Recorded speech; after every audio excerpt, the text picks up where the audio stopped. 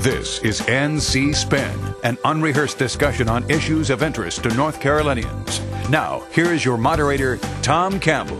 Welcome. You've heard and read the spin the media and the politicians have put on the issues of the day.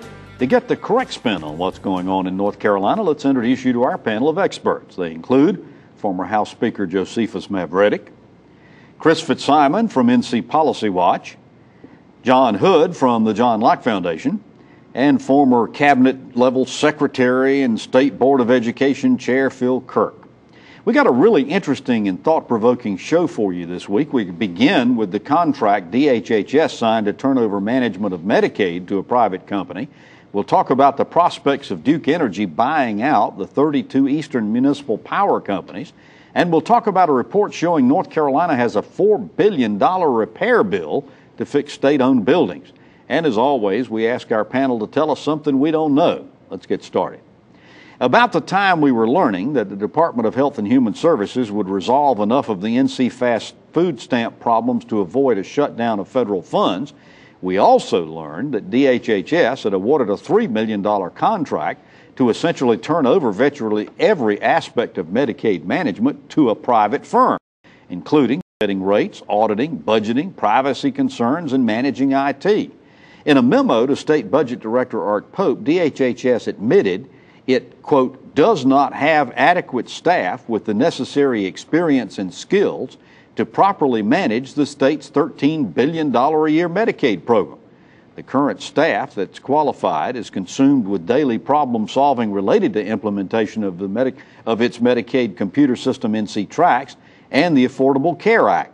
The department has not been successful in recruiting experienced and qualified staff to alleviate this problem. End of quote.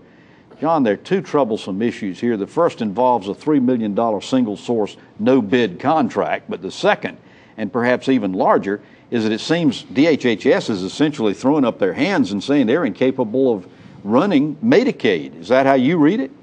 It is, in a sense, and isn't anything new. I don't know about you guys, but I have been briefed or otherwise interacted with Medicaid directors for many, many years, since the start of the Easley administration. And no offense to anyone involved, but none of them seem to really have their hands around this program for a long time. Let's take those two issues in order. The issue of the single source contract, I think taxpayers deserve competitive contracting whenever possible. The one area where you actually sometimes need something like a sole source contract is when you bring somebody in who's going to help you retool something and they have to share your philosophy of how to do it. That might be the case here, I'm not sure.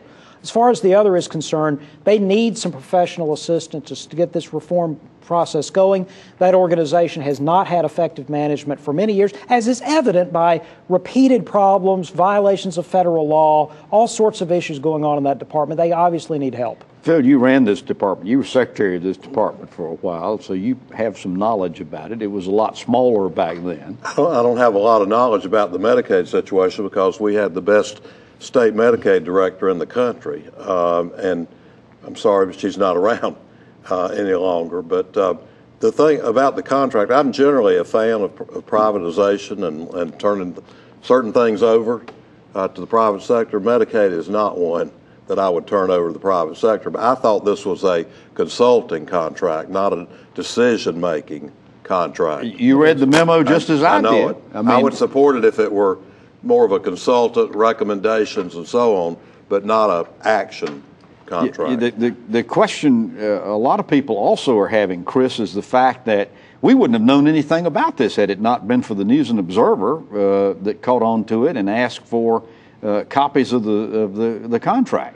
Well, that's right. So there was no transparency here. Right, and I am also troubled by the single source contract. I'm also troubled by what appears to be given policy-making authority in many ways, or at least significant policy input to a private, unaccountable for-profit corporation. But I think it really goes to the top. And Secretary Voss, you know, we hired Carol Steckel, a much celebrated Medicaid director who had experience in Alabama, Louisiana. She didn't last but 6 or 7 months. We've had dramatic turnover in the department, as even the department now admits. At some point, you have to start asking, why can't we get qualified people? The Medicaid program has had some problems. It's also been run effectively in the past. It's not impossible, and other states do it. The accusation, Joe, is that the Republican administration didn't cause this problem, but they sure hadn't fixed it either. Well, they inherited it, but it goes back to something that we've said on this show before.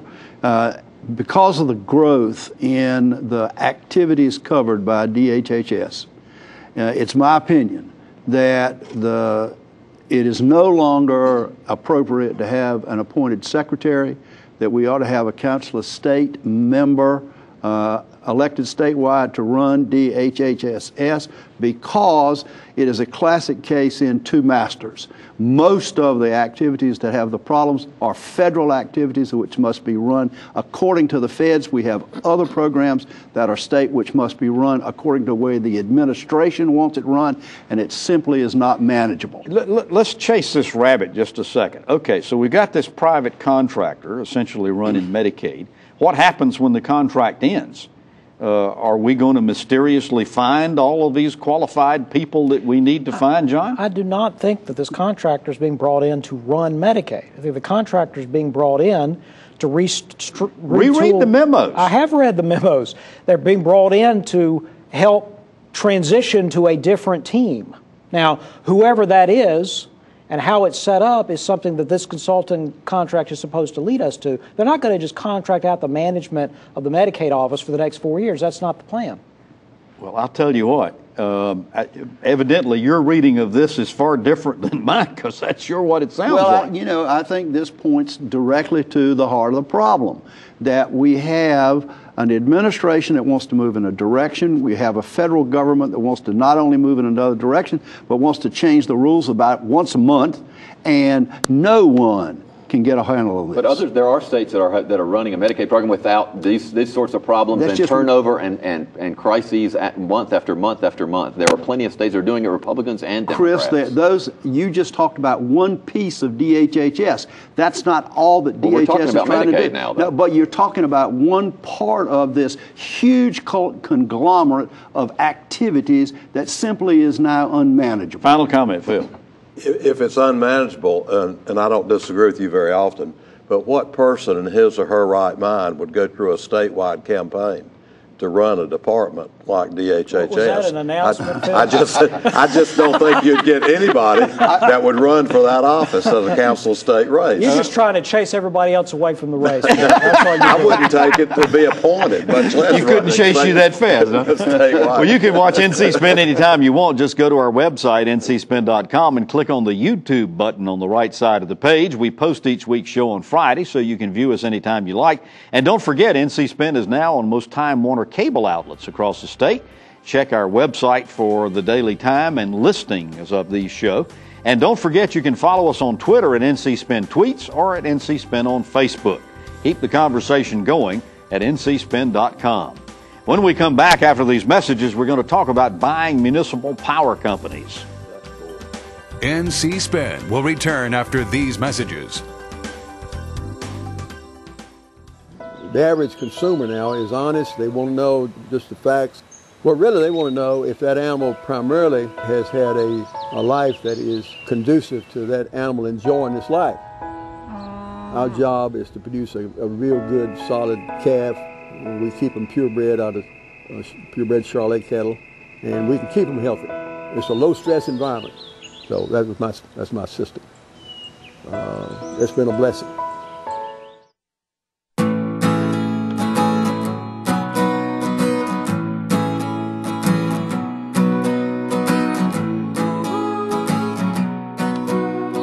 The best part about being a member of a Touchstone Energy Cooperative is that it's your Touchstone Energy Cooperative.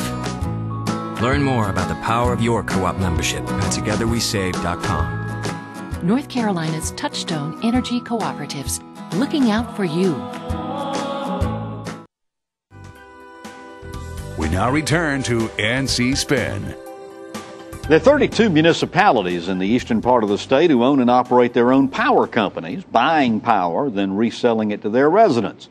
The towns and cities incurred large debts buying into nuclear power generating plants, and it was years before most of them determined they'd made a bad deal. Not only do they have a large debt to repay, but their electric rates now are higher than those in not electric cities. They've long wanted debt relief and tried to make it a condition of the Duke Progress Energy merger. Now there are talks about how Duke can purchase the $2 billion in debt the municipalities owe in exchange for taking over the city companies. Joe, this has been a lingering problem, as you well know, for many years. We don't know a lot of the details about what's going on in these discussions, but what's your opinion about them? Well, first of all, CP&L conned those cities into buying into what was going to be several nuclear plants, ended up being one. And those cities sell electricity at a rate so that they can keep the property taxes down. So one of the first things going to happen is, if this goes through, that the property taxes are going up in every one of those towns. The other thing is that Duke's trying to consolidate its marketplace, and this is not the last step in that consolidation. There's also some co-ops out there that might start to sweat. And the last thing is that Duke does things to make money. And if you don't believe that they've already figured out a way to move this debt into a tax loss, then you don't understand big business. Phil, you're chomping at the bit to say. Well, no, I was just going to say, over the years, I've heard from some of these cities that are charging the high electric rates from an inability to create jobs to get industry to move there, particularly from Wilson. I've heard over the years that they can't attract new industry because the rates they have to charge are so out of kilter. Chris, the discussions that we've heard about this in the past, I know Senator David Hoyle was very involved in this at one point in the state Senate, was that the cities would give up all of their equipment and the power poles and the lines and all of this kind of stuff in exchange for relief of the debt. Is that your understanding of what's going on here now? Well, the cities didn't want to do that, by the way, and that was part of the problem. The cities have to do something. I think they know they have to do something. We've gotten to the point where it's not only hurting economic development, and it is. There are families, poor folks that barely make enough to pay the rent. Some people have higher power bills than their rent in a lot of these eastern North Carolina counties. It's ridiculous. Something's got to happen quick. Well, okay, I hear all of that, but John, the other side of this, and we've discussed this before on this show, and that is, why should a ratepayer in Raleigh help subsidize, because sooner or later Duke is going to have to get this money back from somewhere. Why should a ratepayer in Raleigh, that's not one of these municipal power companies, end up having to subsidize Wilson or Rocky Mount or some of these other towns? Well, your question answers itself. There's another version of the question, which is, Joe mentioned the co-ops. There are lots of communities, there are lots of co-ops that feel like they had debt, they paid their debt down, they took their utility rates, and they used the revenue for the actual utility system, believe it or not. And they didn't use it to subsidize other operations of city or town government, and they're going to feel aggrieved by this. Unless Joe is correct that Duke can finagle some kind of tax loss where there really isn't a cost to them, then the cost is going to be distributed in a way that will not... Look, the city's got themselves into severe trouble. We all agree with that. There has to be some cost that the cities bear for this. I mean, they'll say they've already borne the cost, but you cannot have that cost be transferred. That means the next time municipalities or counties are faced with a risky decision, they'll say, well, why don't we take the risk, and if it works out fine, we'll keep the money. If it doesn't work out fine, we'll eventually get a bailout. All right, so let's go around the table. I got 30 seconds left. What's going to happen here? We're going to see a debt relief situation, Phil? I have no idea. Sorry. That's the most honest answer I think I've gotten in 15 years. I think it's going to be unlikely, but I would remind folks that Duke's profits, not revenues, profits were almost $3 billion last year. Joe? Absolutely, it's going to go through. They're going to figure a way to write it off. Well, more importantly, Duke has so many challenges that this will be whether we like it or not, it will be perceived as a positive act on part of Duke, and they will do it for that reason alone. They may do it for PR reasons. That's what I mean. Okay. All right. Yeah. When we come back after these messages, we're going to talk about a $4 billion repair bill. NC Spin will return after these messages. You trust your family physician to care for you and your family. We treasure that trust and are committed to providing the best care possible for all North Carolinians. It's time for Medicaid reform, but not without input from North Carolina's family physicians. Medicaid reform will impact health care for all of us. Tell state leaders you want your physician involved. We need Medicaid reform that's good for North Carolina. To sign our petition of support, visit rnchealthcare.com. With over 30 years of catering experience in the Triangle, why not bring the innovative style of the Irregardless Cafe and Catering to your next event? Our event specialists can assist with the planning of business meetings, cocktail parties, and sit-down meals for receptions and gatherings. We do it all.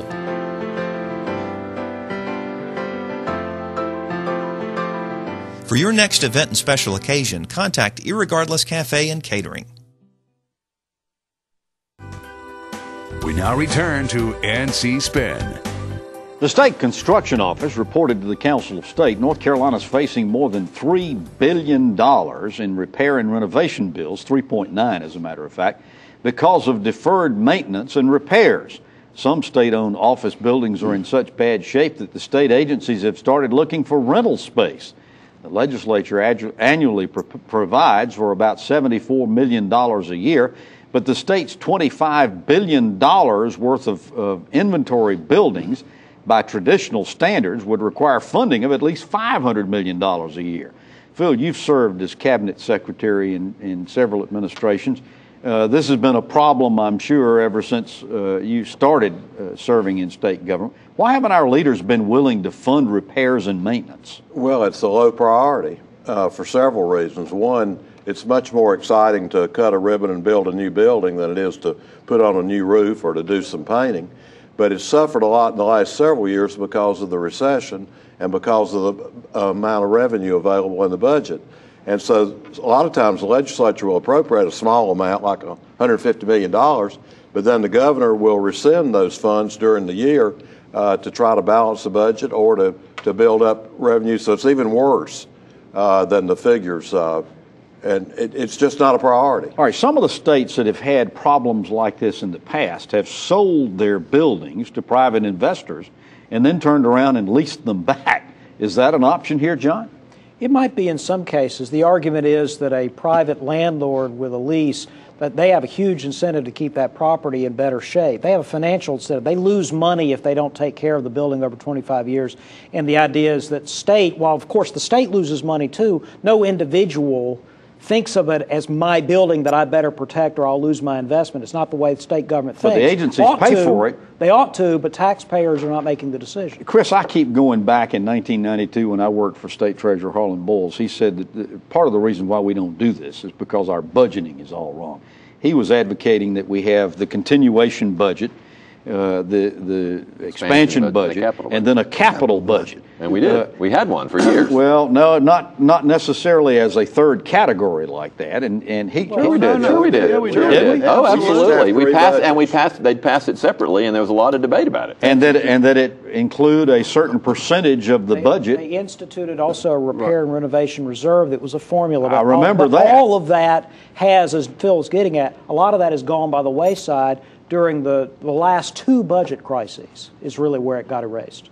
The common sense, though, talking about leasing office space, I mean, how does this make any sense to the taxpayers and to state government in North Carolina if we're going to go out and, I mean, for instance, when they were talking about taking DHHS off the Dix campus, they were out with proposals for leasing 1 million square feet of space. And they've got buildings now. They don't need to do that, in my opinion. But it's a political hot potato, and the governor's promised to fix what you're talking about. Now, how he's going to do it, I don't know. But he's appointed a task force headed by, I think, Secretary of Administration to come up with some solutions and to rank these things in priority order. So I think it's going to be addressed. Where they're going to find the money, I don't know. Well, okay, I want to talk about that. They did reinstitute the repair. And they put more money in last time. Well, they didn't put a heck of a lot more money in it. I think it got up to $74 million. It had been $60 million before. But well, that's a step in the right direction. All right, State Treasurer Janet Cowell just recently released a report saying the state has borrowing capacity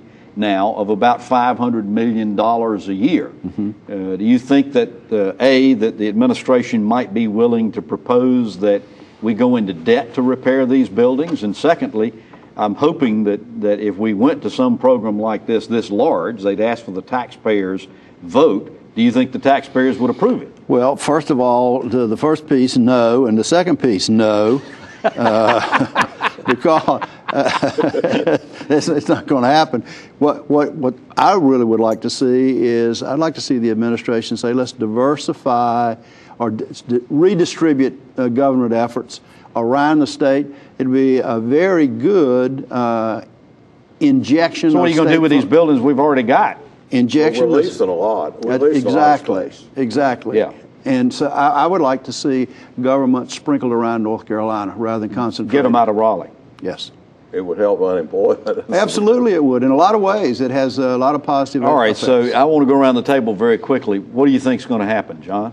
I think they will continue to put additional money into it, but it's not going to be the top priority for the next 2 or 3 budgets, but it'll be one of them. Just keep putting a Band-Aid on it. Well, they'll put money into repair and renovation.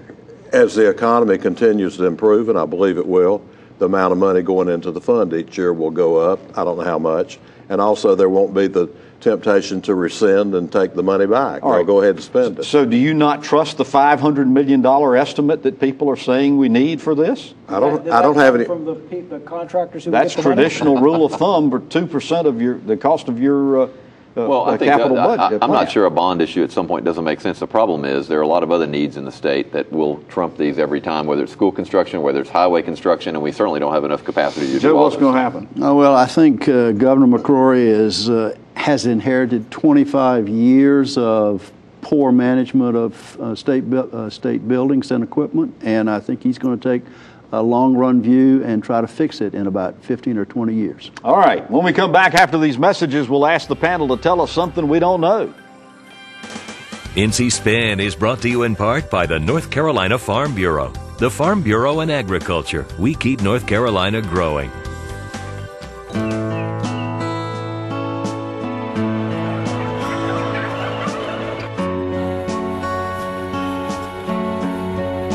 It's true. Farming is different than it was 50 years ago. We know consumers have questions about how our food is grown today. North Carolina livestock farmers want you to know that they're using the most responsible and caring farming practices to feed our state. ncanimalag.com. We now return to NC Spin. Well, this is one of our favorite parts of the show. When we ask the panel to tell us something we don't know, they get to choose the topic and sound off on it for a few seconds. So, Phil, Kirk, we'll start with you. Tell us something we don't know. This is so important that none of you know it. I happen to be able to fulfill a lifelong ambition recently. I was able to be principal of a school in Guilford County for a day. The Guilford Education Alliance had principals for a day for the business community at each school. And after being a principal for a day, I said every legislator and county commissioner ought to be required to spend a day in a public school, and I think the attitudes would be different. And is the school still open and operating? I doubled the salaries of the teachers. I gave the children more recess, and I didn't give out many spankings. John, tell us. I haven't been invited back. John, tell us something we don't know. There are 3 university-based economists I know of who do forecasts of North Carolina's economy. They do it every year, and I went and looked at the forecast for 2014 and averaged them. And according to the average forecast, North Carolina is expected to add somewhere in the neighborhood of 90,000 to 100 jobs in 2014. That will be substantially higher than 2013 and even a little bit better than 2012 if it happens. If you could accurately predict to that level of detail, of course, these professors would probably leave academia and make some real money. And John Connaughton and Mike Walden? Yeah. Okay. All right. Chris, tell us something we don't know.